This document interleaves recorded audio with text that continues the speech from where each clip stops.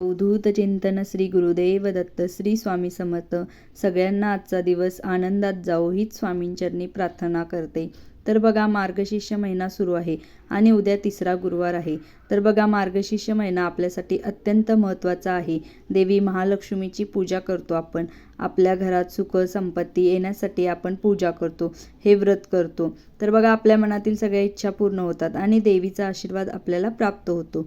तर बघा, आपण प्रत्येक गुरुवारी देवीची पूजा मांडत असतो, लक्ष्मीची पूजा करत असतो, व्रत पुस्तकं वाचत असतो. पण प्रत्येक दिवशी असा काही टाईम असतो, त्या काळामध्ये आपल्याला पूजा मांडायची नसते. तर बघा, उद्या तिसरा गुरुवार आहे. तर राहू काळ असतो की असा काय एक टाईम असतो, त्या टाईममध्ये आपल्याला पूजा मांडायची नसते. तर बघा, असे काही 2 तास आहेत. दुपारी 1:39 ते 2:59 या तासात आपल्याला पूजा मांडायची नाही, म्हणजे 2 तास आपल्याला पूजा करायची नाही. तर बघा, त्या दिवशी पूजा करण्यासाठी कोणता शुभ मुहूर्त आहे, तर 11:54 ते 12:35 आपल्याला शुभ मुहूर्त आहे. तर बघा, मग फक्त राहुकाळ सोडला 2 तासाचा, तर तुम्ही कधीही पूजा करू शकता आणि शुभ मुहूर्तावर केलेली पूजा सगळ्यात चांगली व फलदायी असते. तर बघा, तुम्ही राहुकाळ सोडून इतर वेळी पूजा करा आणि देवीचा आशीर्वाद तुम्हीही प्राप्त करून घ्या.